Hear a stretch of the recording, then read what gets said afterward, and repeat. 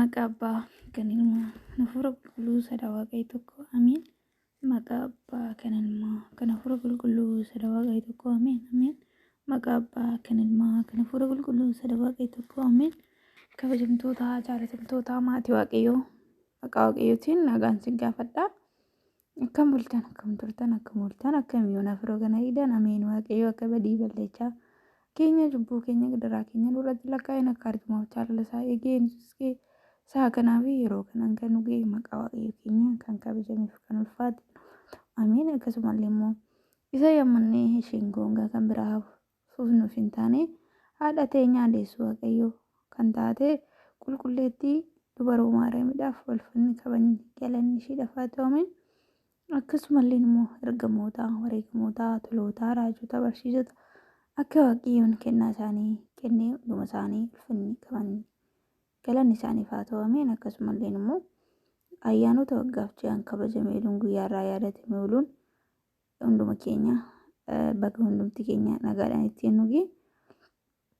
Akkasumallee immoo ijoollee maatii Waaqayyoo kan taatan warroonni mana koo jalatti argamtan akkasumallee baga nagaa taatan jecha anis immoo gaafii torbee darbee gaafadhe har'a immoo deebisaa wajjin qabadhee dhufee kallattiidhumaan garan gaafittiin darba.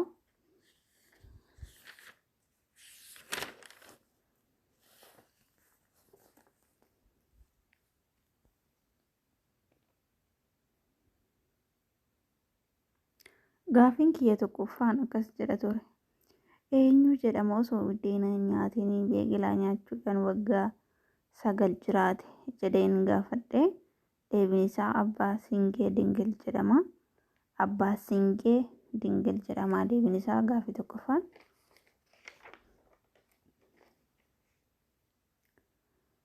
Deebii gaafii lammaffaan eenyudha erga waggaa 7 guutee cubbuu addunyaa akka hin argineef ija koo na haa qabu jedhee kakatee hanga waggaa 12 ijisaa jaamaa ture jedha gaafiin kiyya.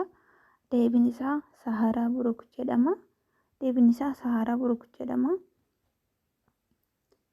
Gaafii kiyya sadaffaan gaafa Yesuus du'e walitti makuu gumbii fi sarbii haxaarii 100 kan ta'u fuudhee iddoo sana kan dhaqee eenyu jedhama jedhee gaafadhe. Deebiin isaa Niqaadomoos jedhama. Wangeela Yohaannis boqonnaa 19 lakkoofsa 29 irratti arganna. Gaafii kiyya ittaanu gaafiin koo afuraffaan Saamsoon lafee mangaagaa harreedhaan Filisxeemii meeqa ajjeeseen jedhe. Saamsoon lafee mangaagaa harreedhaan Filisxeemii meeqa ajjeesedha. Deebiin isaa 1000 Filisxeemii 1000 ajjeese.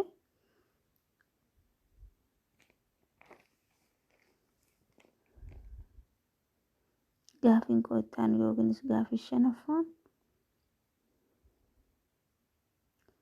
fannoo gooftaa keenya Yesuus Kiristoos irraa biqiloota meeqarraa hojjetamanii? Fannoon gooftaa keenya Yesuus Kiristoos irratti biqiltuu meeqarraa hojjetame jedha. Deebiin isaa 8.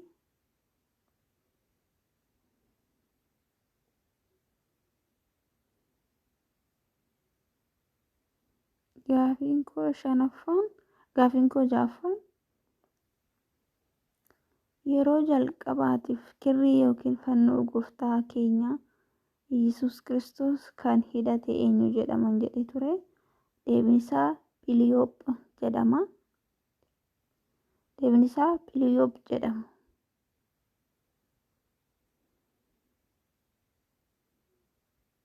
Gaafiin kiyya inni ittaanu gaafii torbaffaan Phexros duuka bu'aa gooftaa otuu hin ta'in dura maal ture? Phexros duuka bu'aa gooftaa osoo hin turin dura maal ture jedha gaafiin kiyya.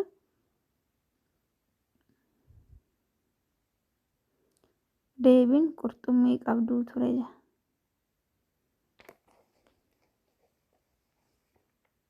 Gaaffiin koo 8ffaan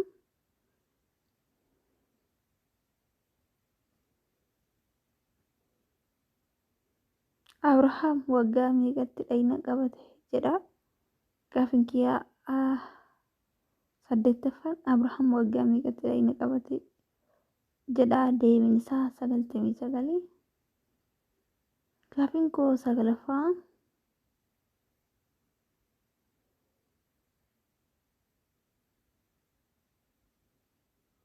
Yoonaas guyyaa meeqa garaa qurxummii keessa bulee jedha. Yoonaas guyyaa meeqa garaa qurxummii keessa bulee jedha. Deebiin isaa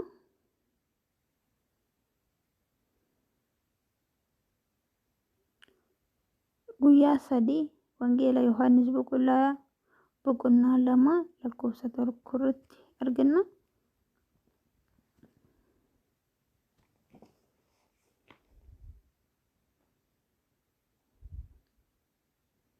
Gaaffiin kiyya 10ffaan Nahoon waggaa meeqa jiraate? Nahoon waggaa meeqa jiraate jedha. Gaaffiin kiyya 10ffaan deebiin isaa waggaa 950 jiraate. Gaaffiin koo itti aanu 11ffaa yookiin innis xumura. Daani'eel jechuun maal jechuudha jedha gaaffiin. Daani'eel jechuun maal jechuudha gaaffiin. Deebiin isaa Waaqayyo faradeera jechuudha. Gaaffileen koo kana fakkaatanii asuma immoo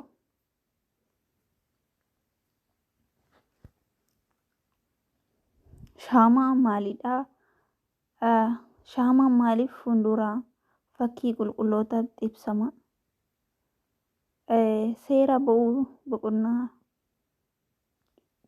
19 lakkoofsa 2 irratti kan argannu Waaqayyo gooftaan ani qulqulluu akkuman ta'e isin qulqulluu ta'a jedhee akkuma dubbate isaanis qulqulluu ta'anii ofii isaanis afaan isaaniitti dubbatanii ragaa ba'aniiru.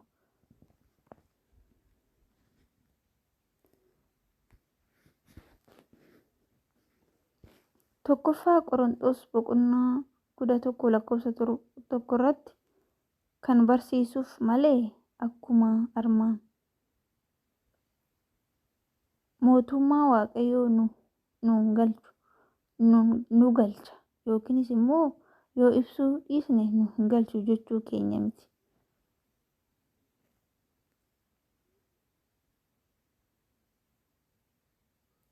Qulqulloonni sababa kanaan qaama isaanii abboomanii addunyaa fakkaachuu dhiisanii Waaqayyoo fi abbootii isaanii dura Ibraahimoota boqonnaa 13 lakkoofsa 7 irratti fakkaatanii adeemuun addunyaa maraaf ibsaa ta'anii ifa laataniiru. Museen Waaqayyo wajjin waliin erga dubbatee booda tsooma tsoome, kadhatee kennaan guutame. Hanga sabni Israa'el ilaaluu dadhabanitti ifa uffateera. Yennaa tulluu Siinaa irratti bu'u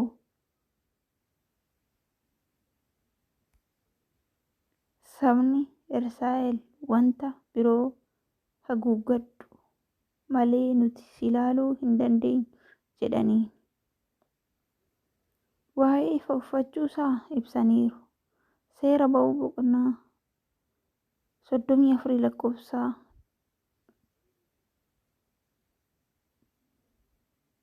29 hanga 36 irratti egaa Musee qofatu ifa uffate osoo hin taane abbootiin biroos uffataniiru.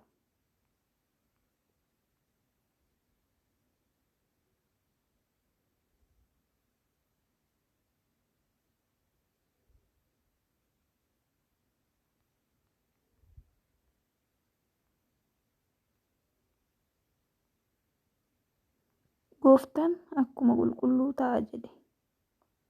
Qulqulloonnis ta'aniiru, qulqullootas ta'aniiru. Daandiin Waaqayyoo ifa waan ta'eef daandii qulqullootas yeroo hundumaa ifaadha. Seera ba'uu boqonnaa 14 lakkoofsa 14 hanga 19 irratti. Ergamaan ifaa daandii irraa buuse saba isaa hoogganaa adeeme ture. Kanammoo kan argannu macaafa fakkeenya boqonnaa 4 lakkoofsa 18 irratti.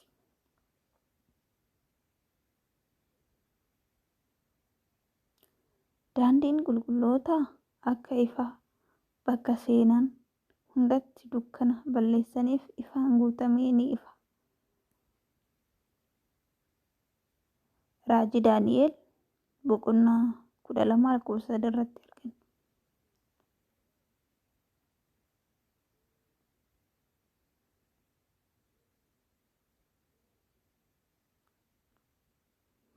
Toloota keessaa baay'een akka urjii bara baraa ni ifu.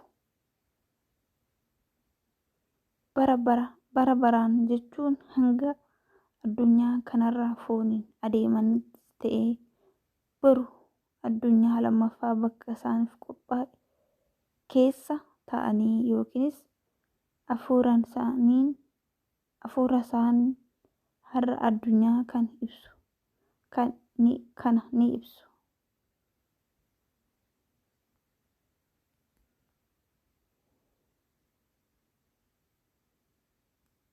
Wangeela Yohaannis boqonnaa 8 lakkoofsa 5 irratti ani ifa addunyaati jedhe. Gooftaan keenya Wangeela Yohaannis boqonnaa 8 lakkoofsa 5 irratti ani ifa addunyaati jedhe. Qulqulloonnis damee isaa waan ta'aniif ifa isaanirraa argatanii deebisanii addunyaa ni ibsu.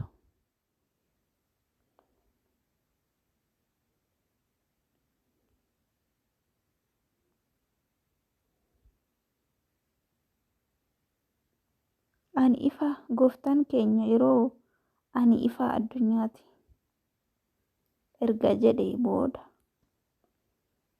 barattoota isaatiin immoo Maatiyos boqonnaa 5 lakkoofsa 14 irratti isin garuu ifa addunyaati jedheeniira.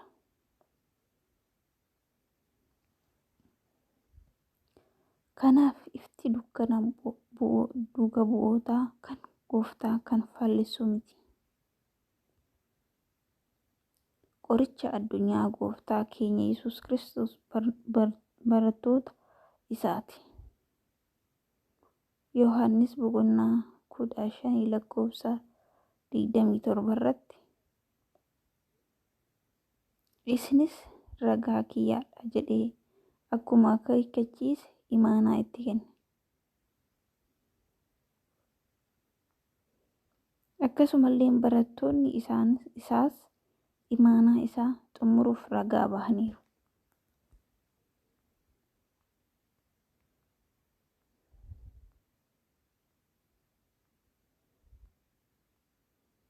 Nutis ragaa isaa bahuuf har'a fakkicha fuuldura dhaabbannee ati ifa addunyaati jennee ni kadhanna. Akkasumas haalli jireenyaa keenyaaf Kiristoos ati ifaadha. Nutis kadhannaa fakkii fuuldura dhaabbannee yennaa kadhanna geggeessinu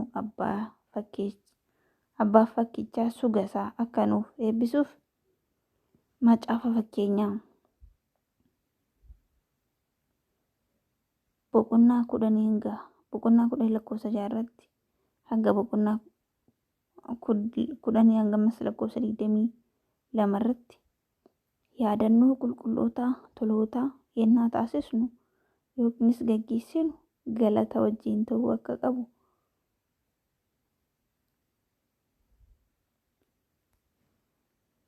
keessatti ilaalleera.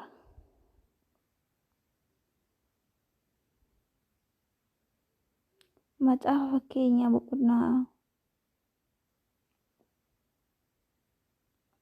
lakkoofsa 7 irratti yaadannoo toloota galata wajjinidha. Faarfannaa Daawit boqonnaa 32 lakkoofsa 1 irratti yaa toloota galanni siif ni ta'a jenneerra.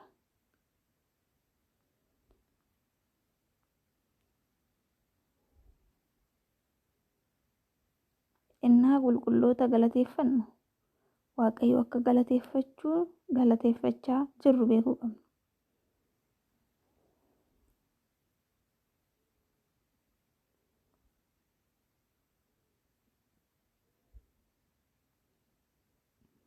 Maqaa Waaqayyoo waamnaan wanta hundaa ni injifataniif. Faarfannaa Daawit boqonnaa 9 lakkoofsa 6 irratti akkasumallee boqonnaa 5 lakkoofsa 11 irratti Waaqayyo maqaa isaa bultoo taasiseeraatii. Mul'ata Yohaannis boqonnaa 7 lakkoofsa 15 irratti akkasumas immoo Maatiyus boqonnaa 10 lakkoofsa 40-43tti kennaa kabajni Waaqayyoo fakkichaaf kenname deebi'ee nurra bulee nuuf kenna.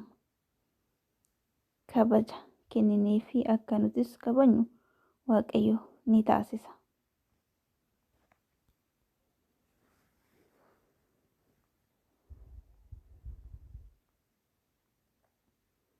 Waaqayyo bishaan qorraa maqaa raajotaatiin yoo nama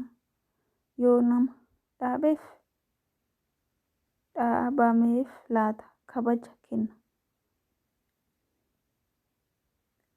Raajota ni argatu jedheera'u. Kanaaf yoo nutis fakkii qulqulloota kabajne kennaa qulqullootaa ni arganna.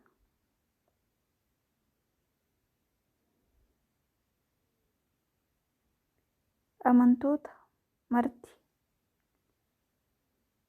Luuteer fakkii qulqullootaa fi boca xaa'oota osoo adda baafatanii hubatanii gaariidha.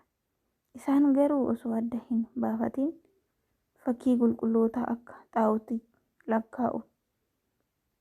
Waaqayyo xaa'oota Efesoon kan Arxeesiif balballoomii Fara'oon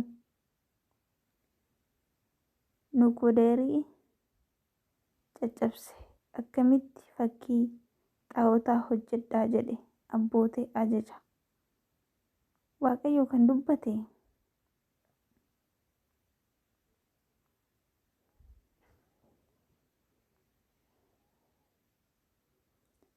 kan dubbate eenyummaa isaati.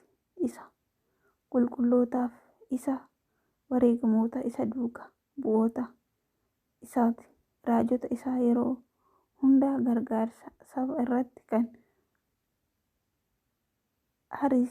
harafatanidha. Qulqulloota ergamoota isaatiif raajii Isaayyaas boqonnaa 1 lakkoofsa 16 dhiqadhaa qulqulluu ta'a. Badii qaama keessanii ija keessan fuulduratti balleessaa. Badii hojjechuu dhiisaa. Gaarii hojjechuu barbaada jedhe. Waaqayyo raajii Isaayyaasiin irratti bulee dubbate. Badii waa'ee fakkii qulqulloota arrabsuu irraa deebi'ee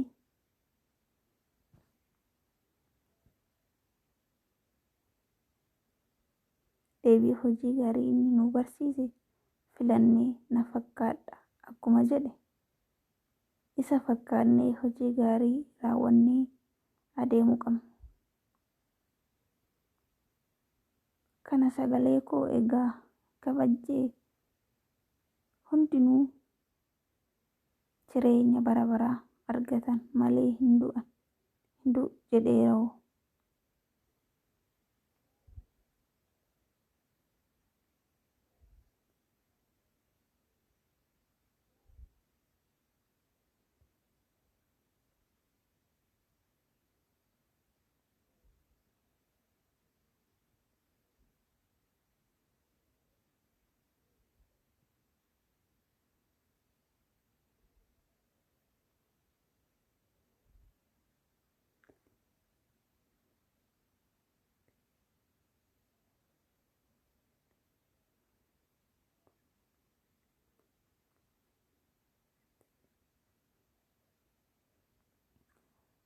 gosoota akka qulqulloota manni amantaa keenya amma baay'eetti fayyadamaa jirti.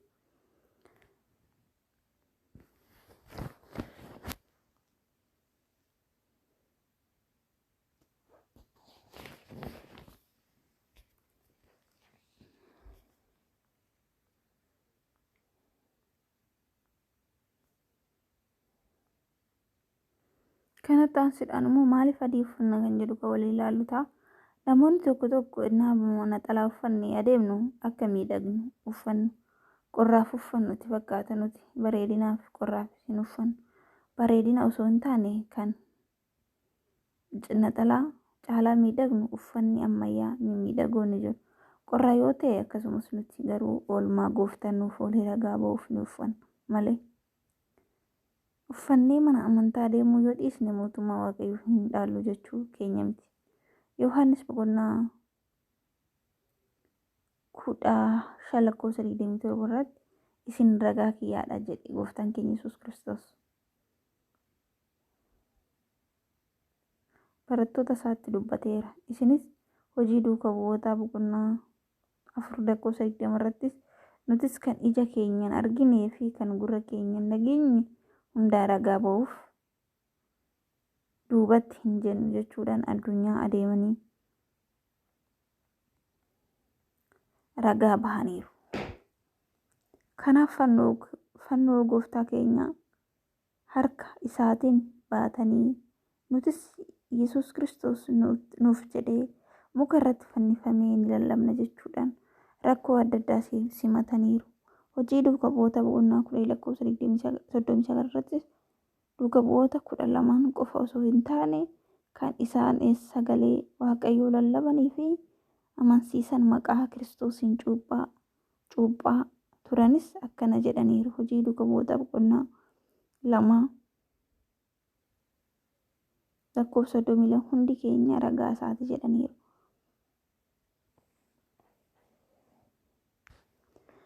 Gooftaan keenya fakkeenya akka nuuf barsiise turetti manni amantaa keenyas fakkeenya barsiisti. Uffata kana ilaalanii kiristaanummaa uffachuu ta'uun nama rakkisuu miti. Sababni isaa kiristaan eessattuyyuu eenyummaa isaa ibsa. Daandiin isaas ifaadha. Uffata kana uffachuun keenya gooftaa keenya fannifamuu isaa ibsuudha. Maaliif uffata adii ta'e uffata biroo bifa biroo maaliif hin uffanne uffata adiin ta'uu isaa bareedinaaf osoo hin ta'in dhugaa jiru ragaa bahuudhaaf. Tokkoffaa irratti gooftaan keenya Yesuus Kiristoos ifa addunyaa waan ta'eef ibsuuf yookiin barsiisuuf ni uffanna. Yohaannis boqonnaa 9:5 irratti arganna.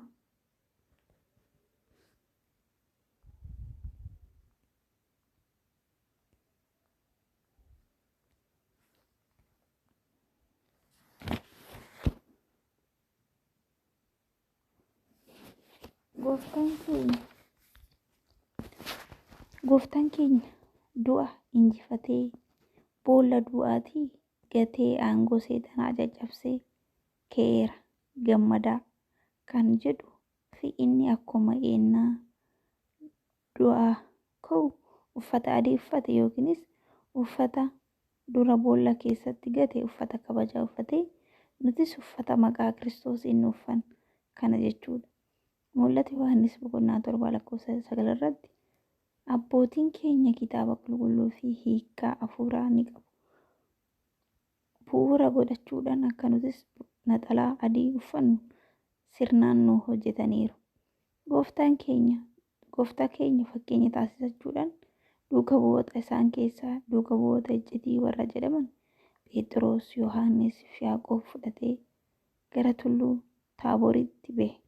Osoo duukaa bu'oonni isa ilaalanuu uffata isaa adii ture. Fuulli isaa irrattis ni jijjiirame. Fuulli isaas akkuma aduu ifee uffanni isaas akka ifa adii ifate. Maatiyos boqonnaa 17:2 irratti. Nutis gooftaan nu barsiisuuf fakkeenya nuuf ta'ee nama ta'ee fakkeenyaaf godhannee baallee adii uffannee gara mana kiristaanaa ishee fakkeenya tulluu Taaboor taatetti walitti qabamna. Qulqullootaaf fakkeenya godhachuun mul'ata Yohaannis boqonnaa 6:9 irratti waa'ee qulqullootaa, waa'ee jireenya lubbuu qofaan jiraatan samii irratti kan argaman.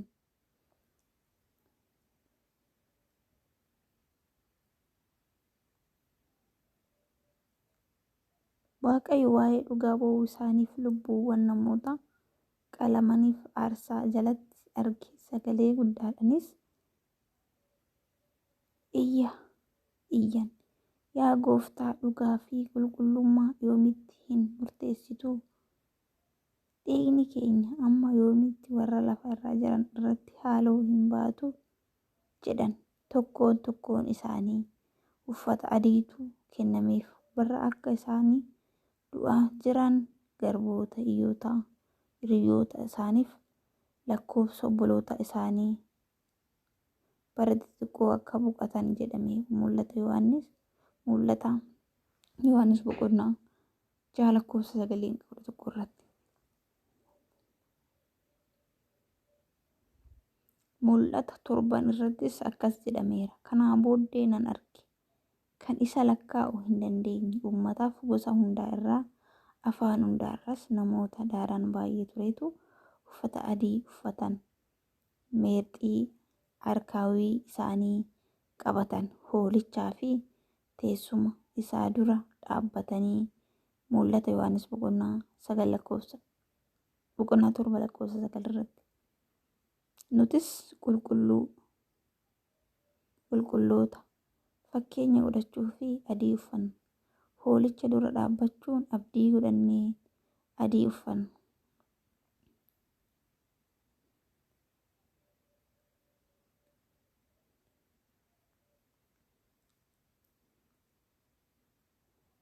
Ergamoota fakkeenya godhachuun Gooftaan fedha isaatiin lubbuu isaa foon isaa irraa adda baasee guyyaa sadaffaatti Maariyaam ishee Magdalaawiin gara awwaalaa yommuu deemtetti ergamoonni duraa ka'umsa Gooftaa misiraachoo himan lamaan uffata adii uffatanii argitee turte. Ergamoonni lamaanis uffata adii uffatanii bakka foon Yesuus ciisee ture tokko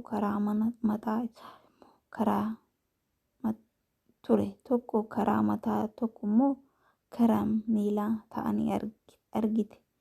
Yohaannis boqonnaa 20:12 irratti argina. Nutis ergamoota qulqulloota fakkeenya taasifachuun wirtuu duugamumsaa keenya kan taate mana kiristaanaa walitti qabamna. Kiristaanummaan abdii samii keenyaan guutamee jireenya ifaa waan ta'eef abdiin keenya kan yaadnu adii uffannee ragaa ba'uudhaan, adii uffannee Gooftaa keenya fakkaachuudhaan. Ameen. Kakaasee kan na jalqabsiisee kan na xumursiisee Waaqayyo makoof galanni haa ta'u. Ameen. Akkasumallee abbaaf galanni haa ta'u, ilmaaf galanni haa ta'u, hafuura qulqulluuf galanni haa ta'u. Ulfaataa fannoo Gooftaa Yesuus Kiristoos galanni haa ta'u. Akkasumallee deessoo inni qulqulleessu dubaroo Maariyaaf galanni haa ta'u. Ameen.